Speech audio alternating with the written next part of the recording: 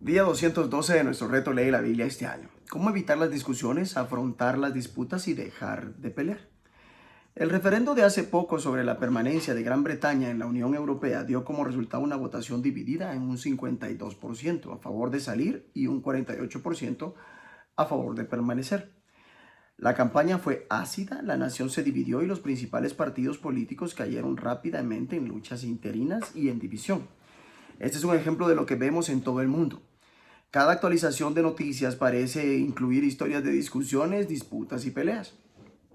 Cuando el pecado entró en el mundo, comenzaron las discusiones, las disputas y las peleas. Adán culpó a Eva, Caín asesinó a su hermano y desde entonces la historia del mundo ha sido una historia de conflictos de todo tipo. Cuando la gente se aleja de Dios, comienzan a pelear entre sí. Vemos el desmoronamiento de las relaciones en todos los contextos. Matrimonios rotos, hogares rotos, relaciones rotas en el trabajo, guerras civiles y guerras entre naciones. Lamentablemente la iglesia no es inmune. Desde el principio ha habido discusiones, disputas y peleas. ¿Cómo debemos afrontar el conflicto? Proverbios 18, versículos 17 al 24 dice lo siguiente. Justo parece el primero que aboga por su causa, pero viene su adversario y le descubre.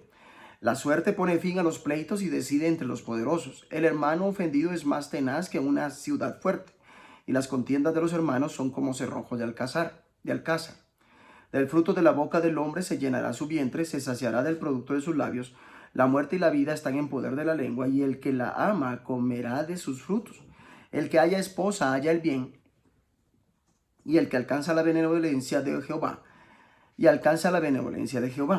El pobre habla con ruegos, mas el rico responde durezas. El hombre que tiene amigos ha de mostrarse amigo, y amigo hay más unido que un hermano. Proverbios 19, versículos 1 y 2. Mejor es el pobre que camina en integridad que el de perversos labios y fatu. El alma sin ciencia no es buena, y aquel que se apresura con los pies peca. Proverbios nos habla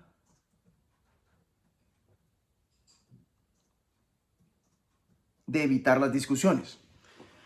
El libro de Proverbios está lleno de consejos prácticos acerca de cómo evitar las discusiones. Escucha a ambas partes. Por lo general hay dos partes en una discusión y siempre vale la pena escuchar ambas opiniones. El derecho de réplica es importante. Tiene un lugar vital en cualquier sistema jurídico. El primero que habla en la corte parece tener la razón hasta que comienza el interrogatorio. Pide ayuda al Espíritu Santo. Necesitamos la guía de Dios, especialmente cuando enfrentamos litigios. En el Antiguo Testamento, el echar suertes era una manera de resolver disputas. Sin embargo, con el derramamiento del Espíritu Santo hay mejores maneras de recibir la guía de Dios sobre las disputas. 1 Corintios 6, versículos 1 al 6. Evita ofensas innecesarias. Haz todo lo posible para evitar ofender a tus hermanos o hermanas. Más resiste el hermano ofendido que una ciudad amurallada. Las disputas serias crean barreras entre amigos. Estas paredes son fáciles de levantar y extremadamente difíciles de derrumbar. Escoge tus palabras con cuidado. Tus palabras pueden ser una fuerza que da vida, traen gran satisfacción y sanan la división. Las palabras sabias satisfacen igual que una buena comida, las palabras acertadas traen satisfacción. Sin embargo, las palabras también pueden ser una fuerza destructiva. Las palabras matan, las palabras dan vida, ellas son veneno o fruta, usted elige. Puede hacer muchísimo bien o un gran daño con lo que dices. Elige tus compañías cuidadosamente. El escritor subraya: quien haya esposa haya la felicidad, muestras de su favor le ha dado el Señor. Evidentemente, en mi propia experiencia puedo decir que es cierto que la sabiduría, el asesoramiento y la mediación de mi esposa me han ayudado a menudo para evitar meterme en problemas en esta área. Con frecuencia un buen esposo o esposa puede ser un pacificador. Lo que necesitamos son amigos muy cercanos, estemos casados o no. La segunda parte de este proverbio nos recuerda que mientras los amigos van y vienen, hay amigos más fieles que un hermano. Estos son los tipos de amigos que necesitamos en nuestras vidas. En definitiva, por supuesto, Jesús es el amigo más fiel que cualquier hermano o hermana pueda tener. Veamos Romanos 14, versículos 1 al 18. Recibid al débil en la fe, pero no para contender sobre opiniones, porque no uno cree que se ha de comer de todo, otro que es débil como legumbres. El que come no menosprecia al que no come, y el que no come no juzga al que come, porque Dios le ha recibido. ¿Tú quién eres que juzgas al criado ajeno? Para su propio Señor está en pie o cae, pero estará firme porque poderoso es el Señor para hacerle estar firme. Uno hace diferencia entre día y día. Otro juzga iguales todos los días, cada uno esté plenamente convencido en su propia mente. El que hace caso del día lo hace para el Señor, y el que no hace caso del día para el Señor no lo hace. El que come para el Señor come porque da gracias a Dios, y el que no come para el Señor no come y da gracias a Dios. Porque ninguno de nosotros vive para sí, y ninguno muere para sí. Pues si vivimos, para el Señor vivimos, y si morimos, para el Señor morimos. Así pues, sea que vivamos o que muramos, del Señor somos. Porque Cristo para esto murió y resucitó y volvió a vivir, para ser Señor, así de los muertos como de los que viven. Pero tú, ¿por qué juzgas a tu hermano? ¿O tú también, por qué menosprecias a tu hermano? Porque todos compareceremos ante el tribunal de Cristo, porque escrito está: vivo yo, dice el Señor, que ante mí se doblará toda rodilla y toda lengua confesará a Dios. De manera que cada uno de nosotros dará a Dios cuenta de sí. Así que ya no nos juzguemos más los unos a los otros, sino más bien decidid no poner tropiezo u ocasión de caer al hermano. Yo sé y confío en el Señor Jesús que nada es inmundo en sí mismo, mas para el que piensa que algo es inmundo, para él lo es. Pero si por causa de la comida tu hermano es contristado, ya no andas conforme al amor. No hagas que por la comida tuya se pierda aquel por quien Cristo murió. No sea pues vituperado vuestro bien, porque el reino de Dios no es comida ni bebida, sino justicia, paz y gozo en el Espíritu Santo. Porque el que en esto sirve a Cristo agrada a Dios y es aprobado por los hombres. Romanos 14, en estos versículos del 1 al 18, nos está aclarando que debemos afrontar las disputas. Este pasaje es muy relevante para algunas de las disputas que están ocurriendo en la iglesia global en este momento. Qué bueno habría sido si la iglesia en los últimos 2000 años hubiera seguido las instrucciones de Pablo. Como escribe John Stott, el propósito de Pablo en estos versículos era permitir que cristianos de mentalidad conservadora, principalmente judíos, y cristianos de mentalidad liberal, principalmente gentiles, convivieran amistosamente en la comunión cristiana. Hay ciertos asuntos sobre los cuales Pablo estaba dispuesto a pelear hasta la muerte. La verdad del Evangelio, que Cristo murió por nosotros, la vida, muerte y resurrección de Jesús, y el señorío de Cristo. Estos son ejemplos de lo que no es negociable. Pero hay otras cosas que no eran así de importantes para entrar en discusiones. Son áreas secundarias y Pablo nos da varios ejemplos, como el vegetarianismo o pensar que un día es más sagrado que otro. Hoy en día algunos cristianos se abstienen de beber alcohol, otros no lo hacen. Algunos cristianos son pacifistas, otros no lo son. Y hay muchos otros asuntos discutibles en los que los cristianos terminan divididos de forma apasionada. ¿Cómo afrontar estas disputas? Respeta a aquellos con diferente punto de vista. Pablo escribe: reciba la palabra significa respete. O sea, la palabra reciba significa respete a aquel que es débil en la fe. La palabra, Pablo escribe: reciba a aquel que es débil en la fe. O sea, respete, pues. Bienvenidos con los brazos abiertos a los creyentes que no ven las cosas de la forma en que tú las ves. Eventualmente, todos vamos a terminar arrodillados uno al lado del otro en el lugar del juicio frente a Dios. No juzgues rápidamente, no se sobresalte cada vez que ellos hagan o digan algo con lo que no esté de acuerdo. Y prosigue: ¿quién eres tú para juzgar a los siervos de otro? Tú entonces, ¿por qué juzgas a tu hermano? En palabra de la versión de Amplified Bible, entonces no nos critiquemos, culpemos y juzguemos más. Debemos permitir que la gente tenga opiniones diferentes a la nuestra sin juzgarlas por ello. Este es el corazón del asunto en este pasaje. Pablo nos exhorta 3 veces a que no debemos juzgarnos los unos a los otros.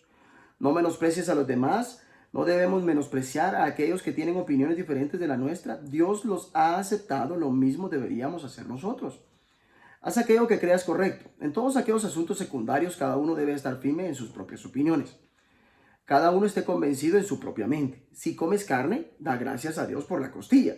Si eres vegetariano, da gracias a Dios por el brócoli. El hecho de que podamos estar de acuerdo en no estar de acuerdo con estos asuntos no los hace irrelevantes. Procuremos hacer cuidadosamente lo que creemos correcto en cada situación. Presume lo mejor acerca de las motivaciones de los demás. El que le da importancia especial a cierto día lo hace para el Señor. El que come de todo come para el Señor y lo demuestra dándole gracias a Dios. El que no come, para el Señor se abstiene y también da gracias a Dios. Démosles a los demás el beneficio de la duda y asumamos que están tratando de hacer lo que es correcto a los ojos del Señor. Sé sensible acerca de las conciencias de los demás, acerca de la conciencia de los demás. Pablo escribe: propónganse ustedes no hacer nada que sea causa de que su hermano tropiece o que ponga en peligro su fe. Por ejemplo, si alguien considera que el alcohol es malo, sería insensible beber alcohol delante de ellos. No queremos causarle angustia. Ayuda y alienta a otros. Así que aceptemos usar toda nuestra energía para llevarnos bien. Ayudemos a otros con palabras alentadoras. No los carguemos por encontrar fallos. Actúa siempre con amor. Si tu hermano se angustia por causa de lo que comes, ya no te comportas con amor. Así que sé sensible y cortés. Más vale no comer carne, ni beber vino, ni hacer nada que haga caer a tu hermano. Los asuntos indiscutibles son importantes, pero no tan importantes como aquello que nos une a todos. Porque el reino de Dios no es cuestión de comidas o bebidas, sino de justicia, paz y alegría en el Espíritu Santo.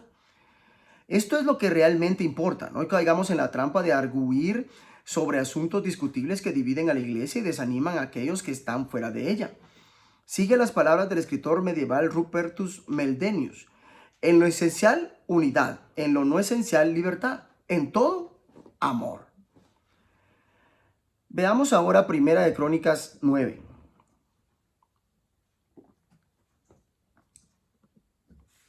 Los que regresaron de Babilonia. Contado todo Israel por sus genealogías, fueron escritos en el libro de los reyes de Israel.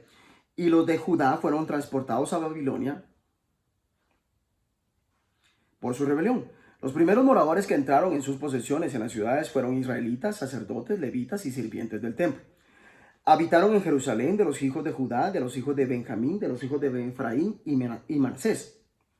Utai, hijo de Amiud, hijo de Omri, hijo de Imri, hijo de Bani, de los hijos de Fares, hijo de Judá, y de los silonitas, Asaías, el primogénito, y sus hijos, de los hijos de Sera, Jeuel y sus hermanos, 690.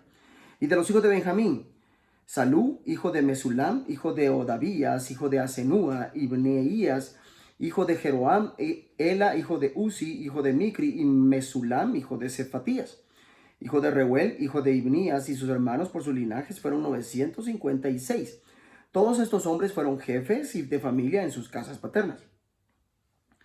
De los sacerdotes, Jedaías, Joiarib, Jaquín, Azarías, hijo de Hilcías, hijo de Mesulam, hijo de Sadoc, hijo de Merayot, hijo de Aitob, príncipe de la casa de Dios. Adaía, hijo de Jeroam, hijo de Pasur, hijo de Malquías, Masaía, hijo de Adiel, hijo de Jasera, hijo de Mesulam, hijo de Mesilemit, hijo de Imer, y sus hermanos, jefes de sus casas paternas, en número de 1760 hombres muy eficaces en la obra del ministerio en la casa de Dios. De los levitas, Semaías, hijo de Azub, hijo de Azricam, hijo de Asabías; de los hijos de Merari, Bacar, Eres, Galal, Matanías, hijo de Micaía, hijo de Sicri, hijo de Asab; Obadías, hijo de Semaías, hijo de Galal, hijo de Jedutún; y Berequías, hijo de Asa, hijo de Elcana, el cual habitó en las aldeas de los netofatitas. Y los porteros, Salum, Acub, Talmón, Aimán y sus hermanos. Salum era el jefe. Hasta ahora, entre las cuadrillas de los hijos de Leví, han sido estos los porteros en la puerta del rey que está al oriente. Salum, hijo de Coré, hijo de Ebiasab, hijo de Coré, y sus hermanos, los coreitas, por la casa de su padre, tuvieron a su cargo la obra del ministerio, guardando las puertas del tabernáculo, como sus padres guardaron la entrada del campamento de Jehová. Y Finees, hijo de Eleazar, fue antes capitán sobre ellos, y Jehová está con él. Zacarías, hijo de Meselemías, era portero de la puerta del tabernáculo de reunión. Todos estos escogidos para guardas en las puertas eran 212, cuando fueron contados por el orden de sus linajes en sus villas, a los cuales constituyó en su oficio David y Samuel el vidente. Así ellos y sus hijos eran porteros por sus turnos a las puertas de la casa de Jehová y de la casa del tabernáculo. Y estaban los porteros a los 4 lados, al oriente, al occidente, al norte y al sur. Y sus hermanos que estaban en sus aldeas venían cada 7 días, según su turno, para estar con ellos, porque 4 principales de los porteros levitas estaban en el oficio y tenían a su cargo las cámaras y los tesoros de la casa de Dios. Estos moraban alrededor de la casa de Dios, porque tenían el cargo de guardarla y de abrirla todas las mañanas. Algunos de estos tenían a su cargo los utensilios para el ministerio, los cuales se metían por cuenta y por cuenta se sacaban. Y otros de ellos tenían el cargo de la vajilla y de todos los utensilios del santuario, de la harina, del vino, del aceite, del incienso y de las especias. Y algunos de los hijos de los sacerdotes hacían los perfumes aromáticos. Matatías, uno de los levitas, primogénito de Salum, coreíta, tenía a su cargo las cosas que se hacían en sartén. Y algunos de los hijos de Coat y de sus hermanos tenían a su cargo los panes de la proposición, los cuales ponían por orden cada día de reposo. También había cantores, jefes de familia de los levitas, los cuales moraban en las cámaras del templo, exentos de otros servicios, porque de día y de noche estaban en aquella obra. Estos eran jefes de familias de los levitas por sus linajes, jefes que habitaban en Jerusalén. Genealogía de Saúl. En Gabaón habitaba Jehiel, padre de Gabaón, el nombre de cuya mujer era Maaca. Y su hijo primogénito, Abdón, luego Sur, Cis, Baal, Ner, Nadab, Gedor, Ahío, Zacarías y Miclot. Y Miclot engendró a Simeam. Estos habitaban también en Jerusalén con sus hermanos enfrente de ellos. Ner engendró a Cis, Cis engendró a Saúl, y Saúl engendró a Jonatán, Malquisúa, Abinadab y Esbaal. Hijo de Jonatán fue Merib Baal, y Merib Baal engendró a Micaía. Y los hijos de Micaía, Pitón, Melec, Tarea y Acas. Acas engendró a Jara, Jara engendró a Alemet, Asmabet y Simri engendró a Mosa, y Mosa engendró a Bina, cuyo hijo fue Refaías, del que fue hijo Elasa, cuyo hijo fue Asel, y Asel tuvo 6 hijos, los nombres de los cuales son Ascam, Pucro, Ismael, Searías, Obadías y Anán. Estos fueron los hijos de Asel. Primera de Crónicas 10. Muerte de Saúl y de sus hijos. Los filisteos pelearon contra Israel y huyeron delante de ellos los israelitas y cayeron heridos en el monte de Gilboa. Y los filisteos siguieron a Saúl y a sus hijos y mataron los filisteos a Jonatán, a Abinadab y a Malquisúa, hijos de Saúl. Y arreciando la batalla contra Saúl le alcanzaron los flecheros y fue herido por los flecheros. Entonces dijo Saúl a su escudero: saca tu espada y traspásame con ella, no sea que vengan estos incircuncisos y hagan escarnio de mí. Pero su escudero no quiso, porque tenía mucho miedo. Entonces Saúl tomó la espada y se echó sobre ella. Cuando su escudero vio a Saúl muerto, él también se echó sobre su espada y se mató. Así murieron Saúl y sus 3 hijos, y toda su casa murió juntamente con él. Y viendo todos los de Israel que habitaban en el valle, que habían huido, y que Saúl y sus hijos eran muertos, dejaron sus ciudades y huyeron, y vinieron los filisteos y habitaron en ellas. Sucedió al día siguiente que al venir los filisteos a despojar a los muertos, hallaron a Saúl y a sus hijos tendidos en el monte de Gilboa. Y luego que le despojaron, tomaron su cabeza y sus armas y enviaron mensajeros por toda la tierra de los filisteos para dar las nuevas a sus ídolos y al pueblo. Y pusieron sus armas en el templo de sus dioses y colgaron la cabeza en el templo de Dagón. Y oyendo todos los de Jabes, de Galaad, lo que los filisteos habían hecho de Saúl, se levantaron todos los hombres valientes y tomaron el cuerpo de Saúl y los cuerpos de sus hijos y los trajeron a Jabes. Y enterraron sus huesos debajo de una encina en Jabes y ayunaron 7 días. Así murió Saúl por su rebelión con que prevaricó contra Jehová, contra la palabra de Jehová, la cual no guardó, y porque consultó a una adivina, y no consultó a Jehová. Por esta causa lo mató y traspasó el reino a David, hijo de Isaí. Primera de Crónicas, en estos 2 capítulos, el 9 y el 10, nos está haciendo referencia acerca de dejar de pelear. Los filisteos fueron a la guerra contra Israel. La batalla se intensificó contra Saúl. Saúl fue atacado por los filisteos y como resultado murió. Encontramos este relato en 1 Samuel 31. Sin embargo, el autor de Crónicas agrega una explicación. Saúl murió por haberse rebelado contra el Señor, pues en vez de consultarlo, desobedeció su palabra. Al mirar atrás en el libro de Samuel, podemos ver que el problema real era que Saúl estaba celoso de David. David hizo todo lo que pudo para someterse a Saúl y estar bien con él, pero Saúl no quería nada de eso. Estaba enfocado en enfrentarse a David. Esta disputa interna debilitó a Saúl y lo hizo vulnerable a un ataque exterior. Vemos hoy cómo las disputas internas entre el pueblo de Dios nos hacen vulnerables a los ataques exteriores. Jesús oró para que fuéramos uno, para que el mundo creyera. Señor, ayúdanos a ser pacificadores, a detener las luchas internas y a buscar la unidad para que el mundo crea. Que Dios te bendiga.